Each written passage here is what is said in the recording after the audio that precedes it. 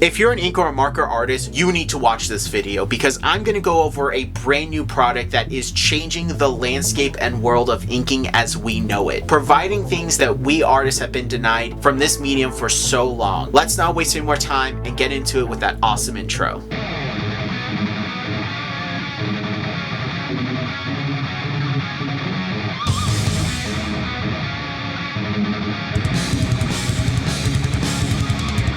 What's up guys, I'm J Rod of battlebrawlerproductions. If you're new to the channel, welcome. We craft amazing comic book style illustrations for a variety of different mediums. And to say that today is a special episode is a massive understatement because I'm going to be taking a look at what potentially can change everything that we know about both inking and markers in one video. And what is that? Well, we're taking a look at these, the Royal Talent and Pantone drawing inks. These are meant to be refills for the markers and potentially can change everything that we know about both mediums. And why is that? Well, I'm not going to pull a Sarah Renee Clark and challenge everything we know. But I will actually go into detail about why I think these inks are special, and we're going to be comparing them to several inks that I have on hand. Not my entire ink collection, as it's extremely extensive and we'd be here for a very, very long time. But I will be comparing them to the inks that came to mind when I first saw these. Let's go into who made this. This is a joint effort between Royal Talent and Pantone. Royal Talent is a company that I've known for quite some time, though I've never been really impressed with the quality of their products. I've tried their watercolors, several of their inks, and their gouache, and found that a lot of it wasn't that good or high quality, so they've never really been on my radar in terms of a really good high quality art supply manufacturer, which is why I was shocked that Pantone reached out to them to do the collaboration with. Now Pantone, if you're a graphic designer or someone who works with product development and merchandising, you're pretty familiar with them. For those of you who don't know, they are a service that provides brand consistency in terms of marketing and reproduction. For example, if you're a company and this is your color, Battle Brawler Red, you want to make sure that when you're reproducing products that match your brand, that you have that consistency.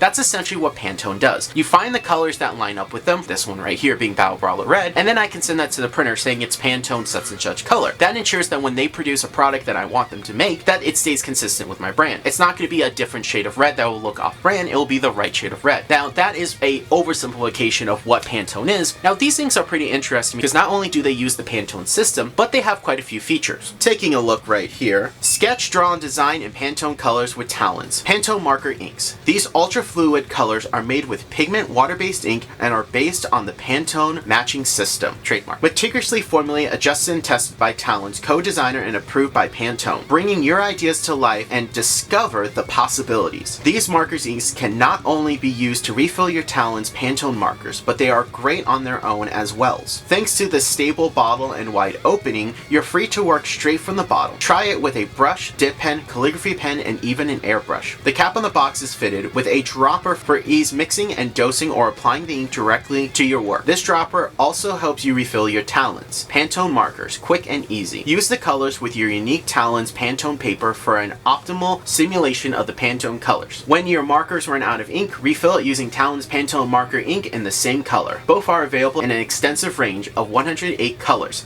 allowing you to create freely. Now, I may not have the paper on hand, but I'm really curious to see how these actually work. For one, are they going to be a one-to-one match to the Pantone colors? Is this going to be Pantone Black, and will this be Pantone 200? If that was the only thing that I knew about these inks, I would say that they're a little gimmicky. However, they go a step further with some of the unique features in here. First off, these Pantone colors are approved by and in collaboration with Pantone. Makes sense. But they're high quality fluid marker ink, fast drying water-based ink that's waterproof when dry, light fast thanks to pigment-based formula, stable bottle with a wide opening, fitted with a dropper cap, available in 108 colors, proudly designed and produced in Europe. Okay, so looking at that, we got a couple things out of the way. One, these are pigment based and they claim to be light fast, which is insane to me. For those of you who don't know, ink and especially markers are not known for their light fastness. So that right there has the potential to completely change markers and inking art forms. Just for example, I'm going to read through some of the light fastness of the other inks that we'll be comparing these two for. Now, while I couldn't find a definite rating of the light fastness for the Pantone inks, leads me to believe that's a light fastness of 2. But just for comparison, while Amsterdam is an acrylic based ink, it didn't have a light fastness, only saying that it was decent at it, so I'm gonna guess it was a 3. The Winsor Newton drawing inks only have a light fastness rating of 4 and are dye based. FW was one of the few inks that gave a solid definite rating on the scale, being a 3, and they are pigment based. Dr. P.H. Martin's Radiant Concentrate watercolor is dye based and had a low light fastness rating of about a 4. Pinata, being an alcohol ink, had the lowest light fastness rating of a 5, and that's because it's a dye based and alcohol alcohol-based ink. And then Higgins, another pigment-based ink, had a low light fastness rating of a 4. Now it is a little disappointing that these do not specifically label the light fastness rating that they have. From what I've been able to research, 2 was the average number that a lot of people were giving out, but there's no official statement by the actual company itself. These sell for an average of $12 to $15, which is quite a bit. For example, Higgins, being another pigment-based ink, sells for $4 to $6 depending on where you go. FW sells for an $8 to $10 depending on where you go. Amsterdam sells for anywhere from $6 to $12 depending on where you go. The Winsor Newton drawing inks average $3 to $12 depending on where you go. So ultimately, these guys are a little bit more on the pricier side, but I am still really curious to see how they're going to behave, how they're going to interact, what we can do with them. I want to see if they're actually waterproof. And while we won't be able to do a light fastness test in this video, I'm still curious to see how these are going to behave and play with, how they're going to work with my tools, and more importantly, what kind of cool art we can make with them. And if these are as high quality as the other inks, they'll have a longevity to it, something that a lot of inkers and marker artists struggle with. And while I don't have any of the markers to actually play with today, if you guys want, let me know and I will purchase a pack of the markers to make some art with and see how they compare. I will say, since they're water-based, they're no doubt going to streak like crazy. It's interesting they went with that water base instead of an alcohol base, because one of the things they advertised was that this will work in a dip pen and a brush, and a lot of times alcohol inks struggle with those tools because of their viscosity. They don't have the surface tension needed for a dip pen. So I think going with a water-based ink was really interesting for the inkwell, but since these are highlighted as marker refills, perhaps going the alcohol route would have been better, so that we have a high quality and high blending marker that has a good light fastness.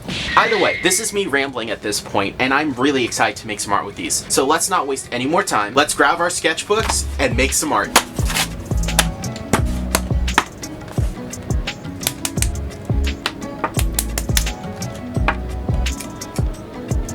First dip, and this is really smooth. I'm really liking what I have. I feel like it glides on the paper really, really well. I'm able to get some line variety, and I noticed that there's not really any edging or streaking or really any issues going on with the ink. Ultimately, that's not too bad. I actually really like how smooth this is. Let's go ahead and take a look at how it feels with our quill and our brush. Same feeling, pretty smooth, and I am very happy with the amount of line variety I'm getting. I'm noticing it's not really sticking to the quill as efficiently as the dip pen. You can see there, I really do kind of have to shake it a little bit to get some more with it, but not too bad. Right now, I'm just doing some basic scribbles, just getting a feel for how the ink feels. Also want to see how it thins out with water. Pigment-based inks do tend to granulate and create a texture when you apply water to them, unlike dye inks, so that's something to consider. So I'm going to go ahead and just get a quick little dab, and yeah, this feels really smooth in my brush. I really like how this feels. Very solid.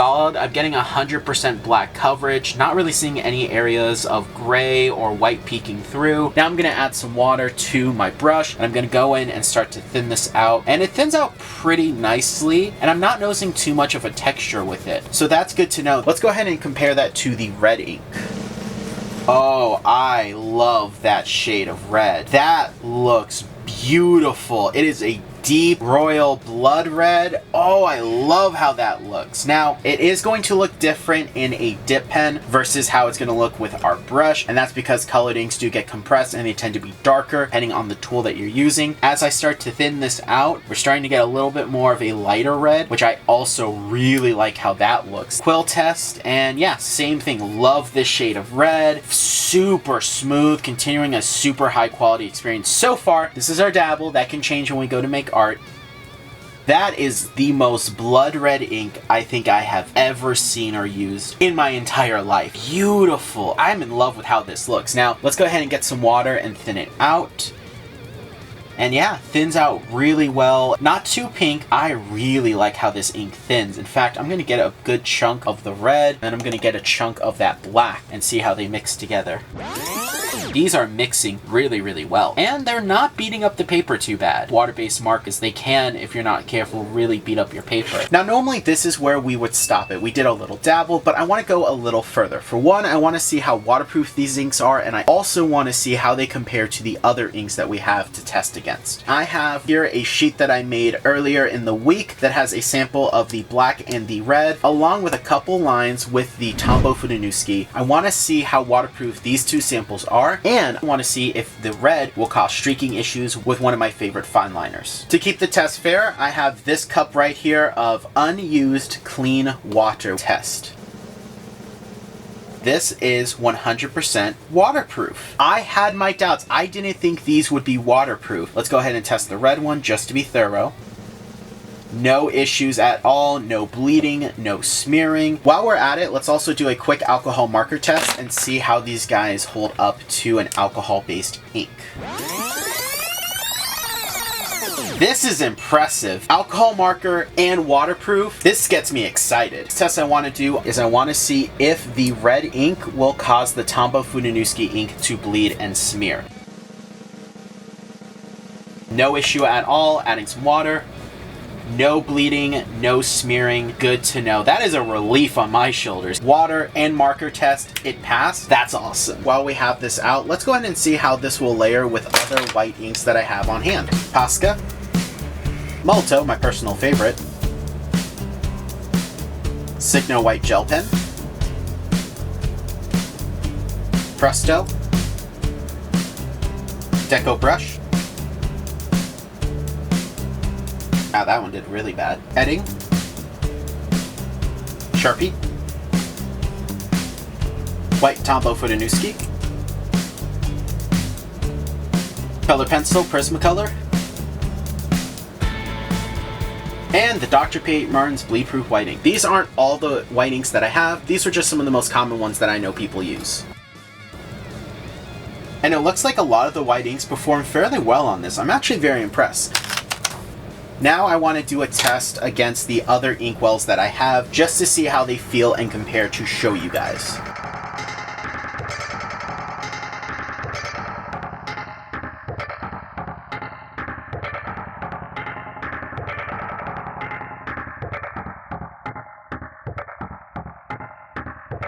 Seeing the inks sampled together, Pantone and the Winsor Newton one are really similar in terms of how they feel, layered, and look, but the Pantone one's a marker proof, while the Winsor Newton one is only waterproof and will smear with alcohol markers. Plus, the Pantone has that higher light fastness. Now, comparing the red Pantone to the other red inks, it gives you a clear look to its strengths that it has. The closest ones that match the intensity were the two acrylic inks, the Amsterdam acrylic ink and the FW acrylic ink. Both match the intensity in terms of like the red and the even application, but they were much heavier than the Pantone one and weren't as smooth as it. On top of that, they're going to have a lower light fastness and they're not going to be marker proof. Here's the Jacquard Pinata Red, and if you notice, it was a lot harder to control. It kind of went everywhere. It also bled through the paper, while the other ones didn't at all. Higgins and Winsor Newton both struggled to match the intensity of the Pantone inks, but these inks are really meant for more complex layering and more like a traditional watercolor style, so I won't hold that too much against them. And the Dr. P. Martin's Rated Concentrated Watercolor ink did a good job matching the intensity of the red, but just like Higgins, Jacquard, and the Winsor Newton Drawing Ink, they are all dye-based inks and have a lower light fastness rating. Either way, I am pleasantly surprised by this test. The only ink that I wanted to test that I didn't get a chance to was the Ranger Archival ink. I don't have any of that ink here in the studio, and I am looking to purchase a couple bottles for a future video, so maybe we'll do a comparison when we get there. And the last test I want to do is I want to see how these are going to compare to the actual Pantone swatches.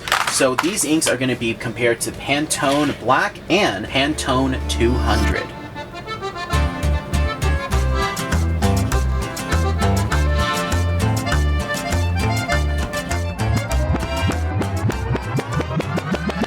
Considering the fact that I comedically layered a lot of ink on the paper, probably too much, honestly isn't that bad in terms of dry time. With my heat gun, it only took about 10 minutes to dry. That's not too bad at all. Now, comparing them to the actual Pantone swatches, which I don't have actual Pantone sheets, so we're doing it digital, it's honestly not that bad. And if we look at our other swatches like these ones here, the one on this page here, and on our dabble, it's actually fairly accurate to the swatch that we have. But when we get to the 200, yeah, that's where I think I layered it a little too much. And it's definitely nowhere near as close to the vibrant, bright, intense red that I really fell in love with. This is definitely a beautiful crimson shade, but the swatch that we did in our dabble definitely reveals something a lot closer to what it should look like. So that's what I'm willing to bet, is that I made the mistake and layered it way too thick to do the dry time test. Either way, I have to say they're not 100% accurate to the Pantone swatches. You're not going to be be able to get something that's 100% perfect. That's honestly pretty close and not too bad in my opinion. And we've done all of the tests that we wanted to do. Compare it to the other inks that I grabbed from my collection, see if it's water, marker proof, and how it layers with other inks, and if it messes with the Tombow Funanuski. And we also did our dabble, seeing how it thins, seeing how it works in our tools, and I'm really happy with everything that we did here. Now we finally get to make some art with this.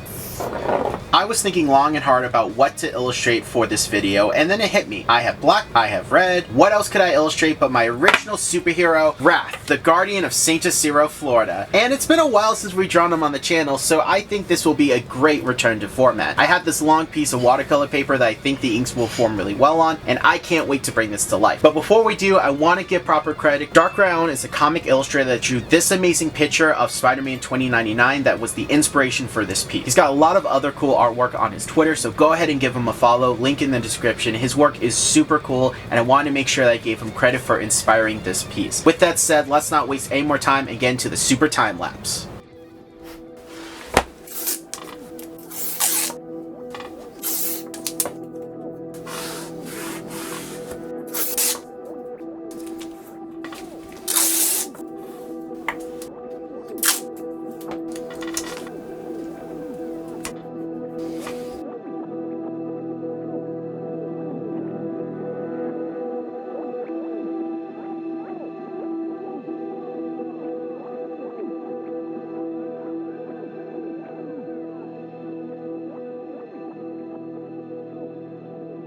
Starting this process off on the right foot, I took the Pantone 200 and I thinned it with some water to create my underpainting. Now this is a very important step in my artwork as it's essentially my mood setter. And going in with red meant that I wanted something warm and very passionate. I wanted this energy, and by layering the red in, I'm essentially adding that element of warmth and life and passion into the piece. I want to have this energy to it, and I also am being very loose in this step. I'm just applying it very casually. I'm not focusing on being precise with it. Because this is my underpainting, I will be building up the layers from there and I can refine it more. This is just a rough guide. So if this looks a little loose to you, don't worry, it's meant to be loose. After the underpainting layer was done, the next step in my process was to go in and do the line art. Now I was originally going to do this with the Pantone black ink in my dip pen, but I quickly learned that on watercolor paper, this ink feathers quite a lot actually. After trying to fix and clean it up, I thought, you know what, I can just go in with a brush and I shouldn't have those issues, but guess what? I still did. There's something about this ink that it really does not like heavily textured paper like watercolor paper, so the feathering just got worse and worse. I figured this is not good and I need to change up strategies very quickly. So you're probably wondering, how do you fix mistakes in ink, especially with line art? Well, the trick is to be clever. I took a paper towel while the ink was still wet, applied some water to it, and I just started to pull and smear the ink. Now, I know that I can't fully erase the ink, but what I'm going to do is add ink to my paper towel and start smearing ink onto it as if it's part of the underpainting. Since it's in the early stages of being worked on, this technique works to blend in and cover any mistakes. And then when I go in to do the full line art, I can essentially hide those crimes by accentuating what I want the viewer to see, and what I don't want you to see gets pulled into the background. Luckily for me, I do the line art before I do the coloring, so I'm able to hide and adjust my plan as needed if I run into issues like this.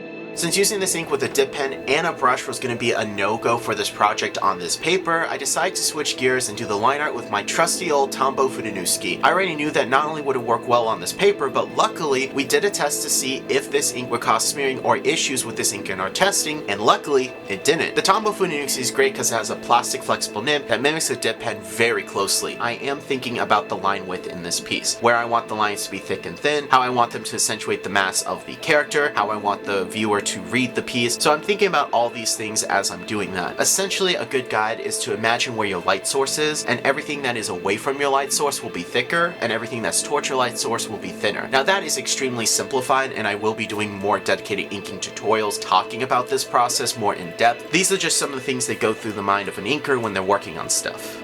The next step in my process was to go in with that 100% black and fill in the areas, and I really enjoy this process. It's always super relaxing and enjoyable for me. Now, I do want to highlight, as some of you probably are wondering, well, didn't you have any feathering issues like you did when you went to do the line art? And the answer to that is surprisingly no. I think what happened is that the Tombow Funanuski essentially created a barrier that prevented the ink from bleeding onto it and spreading out in ways that I didn't want. That's my best guess. I have seen that happen with other mediums, so that's what I'm assuming happened here. The Pantone black ink, while super dark, gets absorbed heavily into this watercolor paper, so I went in with multiple layers to create a sense of depth, essentially what I would do with an ink wash but without the water, and I really enjoyed the process even though I normally don't do it with wrath. I do also want to highlight that I think these inks were not made for watercolor paper, as that absorption is just so drastic that you're essentially having to layer multiple times to get that true color. Luckily for me, not only in this project but in most of my projects, I actually prefer that because it allows me to create depth, shading, highlights more easily, but I know to some people that may be annoying. I also pretty much exclusively in this step use my Winsor Newton Cotman Round 3. It's a really solid brush, it's synthetic, holds a decent amount of ink, and it also allows me to cover both a large area and work in the finer detail areas when needed. I could have easily used my quill, but I saved that for the next step. Speaking of that next step, here we are with the 100% red, and this was such an enjoyable process. I actually enjoyed this process a lot more than I did the previous one, which is normally my favorite step because I really was able to bring this piece to life and use the most gorgeous red ink I have ever seen in my life. This thing is so beautiful. I want to highlight a couple things. For one, I am going in with more of a watercolor approach for the coloring. In addition, I'm also using the brand new Da Vinci Cassano quill, specifically 0, to go in and do pretty much all the layering. A quill is a phenomenal brush that you can use to get both small and large detail all at once. It's a great tool to have, and it was something that made this project even easier. Now, I initially started to layer the red onto wrath, really building up those values in depth, and this was just a process of layering, waiting for it to dry, layer some more, and also layering when it's still wet for a smoother blend, so it's knowing when to go in with wet on wet or wet on dry. Again, I'm using watercolor techniques with this because essentially I'm treating this ink as a liquid watercolor, and man, was it really coming together to create something absolutely beautiful. Speaking of beautiful, I wanted more vibrancy and contrast in my sky, so I decided to take this beautiful shade of FW blue ink and apply it to my background. Now, something I want to highlight is, yes, I do know that blue and red mixed to make purple. That was intentional. I like to illustrate the Wrath series with purple skies. Using the Pantone and the FW ink back to back definitely revealed a couple things. I don't want you to think that I'm saying that the Pantone inks are opaque. They are semi-opaque, but compared to the FWs, they definitely feel a lot more opaque. Now, something else I want to highlight while I'm working on the background is I'm not just only using a brush, I'm also using some paper towels. This allows for ink to settle more naturally in a way that looks just more visually appealing. It doesn't feel as artificial as it can with a brush. I also didn't just use a blue ink. I decided to go in with a purple ink to add a little bit more pizzazz to everything. And you could really see that blending technique that I'm talking about here with that paper towel. After everything dried, the last step was to go in with my Presto correction pen, and I added a bolt of lightning to really sell the flow and energy of everything. This was super fun to do. Added a brightness and contrast that really accentuated the piece. Now that the background's done, you're probably thinking that's it, but there's one more step we need to do, and that is the finishing touches. This is what really takes the piece from looking good to looking amazing. I brought out my homemade poster paint, which is a combination of whitewash, water, and congealed oxgal pre-mixed in a jar, and added it as a highlight. While I am only putting it on the white areas of his costume, I'm actually not covering all of the white because I want to make sure that we still have part of the underpainting showing to again sell the three-dimensional look to the piece and add that weight and mass to everything. And now probably for a technique that you all are really excited to hear about, how to make the rain. What you want to do is take a ruler and add some tape to it. And then I took some fluid acrylic paint and then painted the edge of the ruler with it and then just stamped it onto the page. This is super easy to do and it creates really nice, really thin, clean lines. Really does add so much to add just that little element of life and realism and depth and unifies everything perfectly to the piece.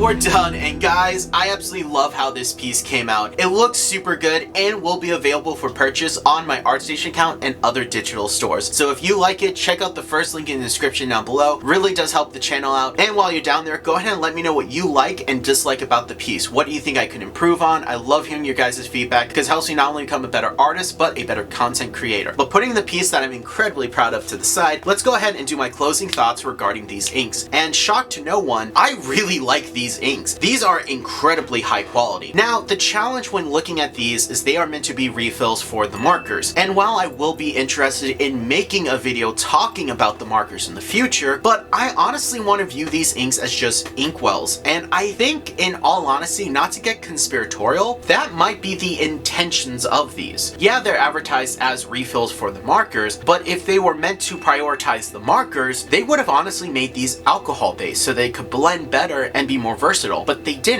They made these water based. And because of that, in my opinion, that opens up a whole new world that you can use these inks for. Since these are water based, I can use them in my dip pen, my quill, my G-nib, pretty much everything, and they also are easier to use with a brush, something that alcohol ink does struggle with. It doesn't have the right surface tension to work in any nib, but these guys are a joy to use. And before you bring up the issue of the feathering with the watercolor paper, I do want to highlight that I did a test on some smooth Bristol, both with a brush doing 1 to 2 layers with my black and red, and also going in with a few nibs, such as my 512 Speedball dip pen, 101 quill nib, glass dip pen, which this ink actually didn't like, which is understandable as most inks do struggle with a glass dip pen, the G-nib, and a B5 with minimal edging and absolutely no feathering. So I have to say that that issue seems to only be with the watercolor paper, which even then, using the Tombow Funanuski did render that issue null and void, and I simply just used them with a brush, which I think is really the main selling point of these inks. They are a joy to use. They're archival. I mean, these guys have a light fastness rating of 2. That's insane to me. They're made with real pigments. They're waterproof. They're alcohol marker proof, so they're mix friendly. They work in all my tools except for a glass dip pen, layered incredibly well. I have so many positive things to say. Outside of that feathering issue with certain types of paper, which I can't say is an issue of the medium, definitely an issue more product because I have used other inks with watercolor paper with no issues, but considering the fact that it performs beautifully on smooth Bristol, which is not only the main paper that I use, but in my opinion, the best paper to use for ink, I have to say that these guys on my scale of 1 to 10 get a solid 9 out of 10. They're amazing. They're phenomenal. I really am impressed with them. And literally, I kind of have to look at them just as drawing inks. In my opinion, that's the best way to view them. So much so that after I finished the artwork, I went out and purchased these other inkwells. Cool Gray 5, 3005 Blue, 100 Yellow, 2685 Purple, and 368 Green, giving me 7 super high quality inks to play with and make art with for a future video. And I can't wait to use these guys. Seriously, I have so many positive things to say. After doing all the tests, like guys, I did so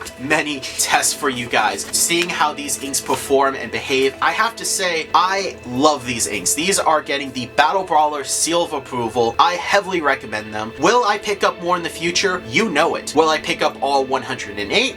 Probably not. But after everything that I just said, that is my opinion. And I want to hear your opinion in the comment section down below. Do you like these inks? Do you think they're worth the money? Do you think that they're as high quality as I'm saying? And did you run into the feathering issues that I ran into when it came to using it on watercolor paper? I want to thank you all so much for watching. Like the video if you enjoyed it. Subscribe to the channel for more art and animation based content. And remember, I'm J-Rod of Battlebrawlerproductions. I draw a pound my own soul. Thank you all so much for watching and keep being creative.